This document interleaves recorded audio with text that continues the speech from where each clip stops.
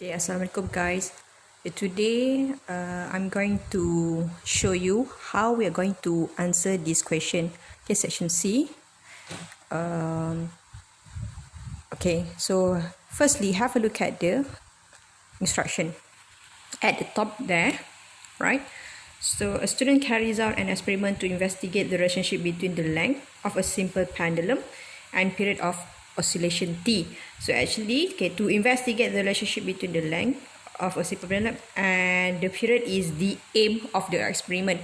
So whenever you want to answer this question, so you have to underline the aim of the experiment first, because in aim of the experiment we will get the manipulated and the responding variables.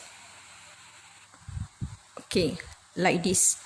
And where the length of a simple pendulum is manipulated variable and the period of oscillation is our responding variable.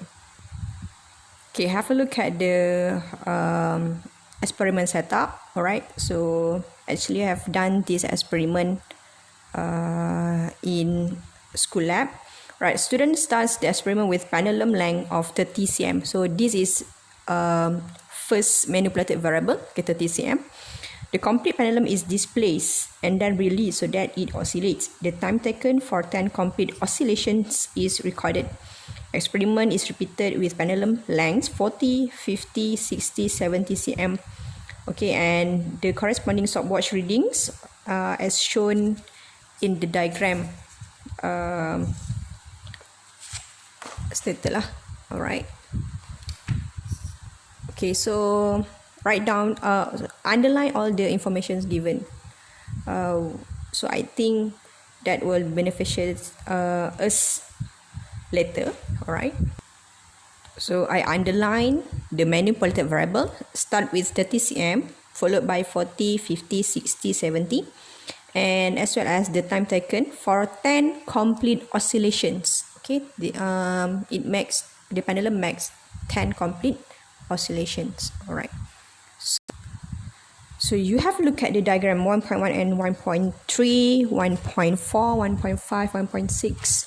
Right. So you will see the empty space here. So firstly, you don't have to answer this question. No need. I mean, not now. So you have to follow the instruction one by one. Okay, first question start with the manipulated variable responding and constant. Okay, so the question start with manipulated responding and constant variable. So you no need to answer or fill in the empty space here. Okay, so not now, later. You have to answer this question first. Okay, so from the experiment, aim of the experiment, we get the manipulated and responding variable. So just copy. Right, so the manipulated variable is the length of pendulum. The corresponding variables, period of oscillation, and the constant variable. Okay, we need to keep constant for each experiment. The mass of pendulum. Alright, so you cannot use type of stopwatch, type of pendulum, type of spring, and so on. Okay, type of something cannot be used because it is not physical quantity. Right. We proceed with the next question. For this part of the question, write your answers in the space provided in the corresponding diagrams. Your answer must be correct to 2 decimal places. Okay, so based on diagram 1.2, 1.3, 1.4, 1.5, and 1.6, record the readings of T of the stopwatch. Okay, T of the stopwatch. Okay, and now you have to answer this question. You have to fill in the answer in the space provided. Okay, so T, what is T? So you have to give the answer for each. Okay, so for diagram 1.2, 42.4. Okay, and diagram 1.3, 50.0. Okay, do we need to put 0.0 at the back? Yes, because the small division of the stopwatch is 0.0, 0.2, right? So we have another decimal place at the back, so you have to put 0.0, right? So make sure all the value is consistent. Right. So next. Alright, so for each value of t, calculate the period of oscillation. Use the formula t is equal to t over 10. To get t, capital T here means period of oscillation. Okay, period means that for 1 second. For 1 second. One complete oscillation. Okay, alright. So you have 10 complete oscillation. So the time taken, you have to divide by 10 to get one oscillation only. So one complete oscillation need 4.24 seconds. So you have to fill in the space provided. Okay, same as here. So t is equal to 50 divided by 10. And also for the rest.